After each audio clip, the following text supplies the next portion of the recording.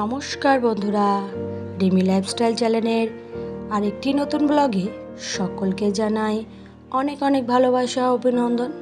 আশা করি দূরে কাছে যে যেখান থেকে ভিডিওটা দেখছো সকলে ভালো আছো, আর তোমাদের ভালোবাসায় আমিও খুব ভালো আছি। এই যে ভিডিওটা শুরু করে দিলাম বাজার করা থেকেই। বেশি বাজার করা হয়নি, কচু আর একটু শাক আর পেঁয়াজ এনেছে, আর এই যে এদিকে এনেছে চানাচুর আর একটু বাদাম আর ওই মুড়ির প্যাকেটটা। এটা হচ্ছে ওর বাবা কারখানায় এক্সট্রা কাজ করলে ওদের তখন এক্সট্রা টাকা দেওয়া হয়, সেই টাকা দিয়ে কি করবে তাই এই বাজারটুকুনি করে এনেছে।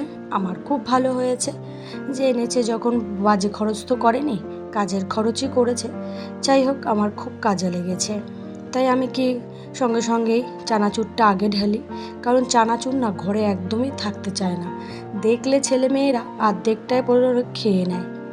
তার জন্য চানাচুরটা আগে ঢেলে নিলাম।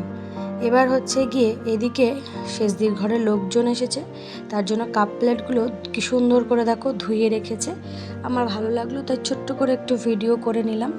বেশ ভালো লাগে গুছানো গাছানো রান্নাঘর। আমার না রান্নাঘরটা গুছানো হয় না বন্ধুরা, আসলে আমাদের বাড়িতে একটু সমস্যা চলছে, তার জন্য আমার রান্নাঘরটা আমি রেডি করতে পারছি না। খুব খারাপ লাগে, রান্নাঘরের ভিডিও তেমন আমি একটা ওই জন্য করতে পারি না। যাই হোক, সেই কথা সেই কাজ, ছাদে চলে গিয়েছি একটু জামা কাপড়গুলো তুলতে।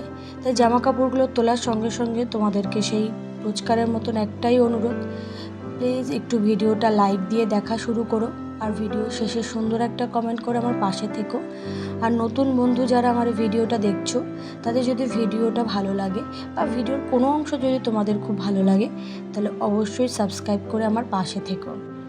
যাই হোক বন্ধুরা, এই যে জামা কাপড়গুলো তুলে নিচ্ছি, এর মধ্যে দেখছি কিছু কিছু জামা কাপড় শুকায়নি। আসলে রোদ্দুরের তাপে জামা কাপড়গুলো অর্ধেক প্রায় শুকিয়ে গেছে, অর্ধেক শুকায়নি। অর্থাৎ মোটা মোটা যে জামা কাপড় সেগুলো তেমন একটা শুকায়নি, শুকিয়েছে যে পাতলা জামা, সুতির জামা এসবগুলো। তাই তুলে নিয়ে যাচ্ছি, বেশিক্ষণ তো রোদে রাখা যায় না, তাহলে রং জ্বলে যাবে, তার জন্য তুলে নিয়ে যাচ্ছি। বন্ধুরা, আজকে ভিডিও করতে গিয়ে একটা ভুল হয়ে গেছে। পুকুর পাড়ে সমস্ত কাঠ যখন জোগাড় করছিলাম, তখন আমি একটা ছোট্ট করে ভিডিও করেছিলাম, মানে ভিডিও করব ভেবেছিলাম, কিন্তু ভিডিও অপশান চালিয়ে রেখে কিন্তু ভিডিওটা অন করা হয়নি, তার জন্য আর তার ভিডিও করা হয়নি। যাই হোক, পুকুর পাড়ে সমস্ত কাঠগুলোকে গুছিয়ে এনেছি, যে যা মোটামুটি কাঠ হয়েছে আমাদের সারা বছর হয়ে যাবে। আসলে সবারই তো এখন মোটামুটি গ্যাস আছে, ওই ঠেকা বেঠাকায় কাঠ দিয়ে রান্না করা হয়, তার জন্য যা কাঠ এনে ফেলেছি তাতে মোটামুটি সারা বছর হয়ে যাবে। আমি একা আনিনি, সবাই এনেছে, মোটামুটি আমাদের মেজদি, শেষদি, আমার ছোট যা, এমনকি আমার শাশুড়ি, এরা সবাই মিলেমিশে সমস্ত কাঠ এনেছি। তাই এই 2 বান্ডিল আমার লাস্টে ছিল, তাই ভিডিওটা তখন করেছি। এই দেখো, সারা বছরের কাঠ আমার জ্বালানি বলতে পারো এনে ফেলেছি, আর বলতে পারো ঠেকা টাকা চালানোর জন্য এটা যথেষ্ট। যাই হোক, কাঠমাট গুছিয়ে এবার ঘরের দিকে যাব, তখন আমার শাশুড়ি বললেন এই বাসন কটা তুলে রেখে যাও। তা যাই হোক, তুলে রাখতে বললেন, আর ভিডিও করব না, ফোন হাতে ছিল, তাই একটু ছোট্ট করে ভিডিও করে নিচ্ছি। আসলে আমার শাশুড়ির কাজ সকলেই মোটামুটি একটু আধটু করে, মেজো যা রান্না করে দেওয়া, সেজো যা হচ্ছে বাসন টাসন মেজে দেওয়া, আমি বাসন তুলে দেওয়া, আমরা মিলেমিশে সকলেই করে দিই। ওনার ছোট ছেলের সাথে উনি খান, কিন্তু আমরা সকলে করে দিই, উনি খুব ভালো, ওটাই ভালো পছন্দ করেন। যাই হোক, ওনার রান্না বাড়া প্রায় হয়ে গেছে, এবার আমাদের তো করতে হবে, আমাদের ছেলে মেয়ে ছোটো, তাই আমি চলে গেছি। এই যে একটুখানি কুমড়ো রান্না করেছি, আর এদিকে পটল ভাজা, আর এই যে দেখতেই পাচ্ছ শাক ভাজা বসিয়েছি, মোটামুটি দুপুরবেলাটা হয়ে যাবে। ওর বাবা বাড়ি নেই, কোম্পানিতে গেছে, তার জন্য দুপুরবেলা খাবে না, খাবে একবারে বিকালে এসে, তা বিকালে তখন আর একটা কিছু করা যাবে। যাই হোক, এবার হচ্ছে একটু বসে আছি, ভাবছি যাই ঘরগুলো একটু পরিষ্কার করি। কালকে ওই দিকটাতে পরিষ্কার করা হয়েছে, আর আজকে আবার একটু ওই ডিজাইনটা একটু ভালো করে পরিষ্কার করে নিই। ডিজাইনটা আসলে খাঁচকাটা তো, এর মধ্যে নোংরা ধুলো জড়িয়ে থাকলে না ভালো লাগে না, তার জন্য একটু ডিজাইনটাকে ভালো করে পরিষ্কার করে নিচ্ছি।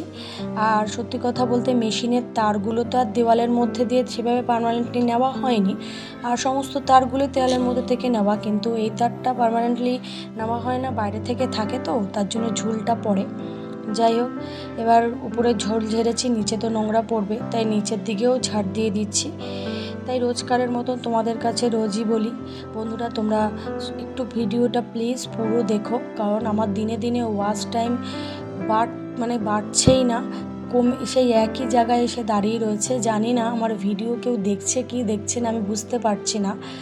যাই হোক, আশা করি যে সকল বন্ধুরা রোজ আমার ভিডিও দেখো তারা অন্তত পুরো ভিডিওই দেখো। তোমাদের প্রতি আমার পক্ষে অনেক অনেক ভালোবাসা রইল।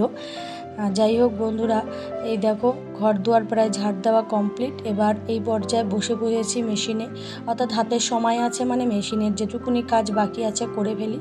আর অল্প মাল দিয়েছে, 2 বান্ডিল প্যান্ট দিয়েছিল, তাই ভাবলাম টাকটা দিয়েই তারপরে হচ্ছে গিয়ে একবার স্নান করতে যাব।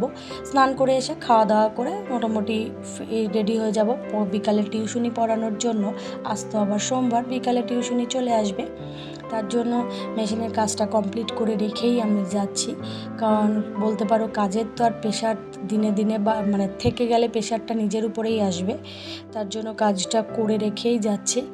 আর এই মেশিনটাতে কাজ করতে বেশি সময় লাগে না, কারণ এটা তো লক মেশিন, অসুবিধা হয় না, তাড়াতাড়ি হয়ে যায়। টাক দেওয়াটা তাড়াতাড়ি হয়ে যায়। যাই হোক, কথা বলতে বলতে একদম ভিডিওর অন্তিম পর্যায়ে চলে এসেছি। আশা করি তোমাদের ভিডিওটা ভালো লাগবে। তাহলে ভিডিও শেষে বন্ধুরা সুন্দর একটা লাইক করে দিয়ে আমার পাশে থেকো। আর তোমরা সকলে সুস্থ থেকো, ভালো থাকো। আবার দেখা হবে নতুন একটা ভিডিওতে। আজকের মতন সকলকে জানাচ্ছি টাটা। আর তোমরা ভালো থেকো, সুস্থ থেকো, আর আনন্দের দিনটাকে কাটিও। আর আশীর্বাদ করো যেন আমিও আগামী দিনে এগিয়ে যেতে পারি, সুস্থ থাকতে পারি। আর দেখা হবে আবার একটা নতুন ভিডিওতে। আজকের মতন টাটা।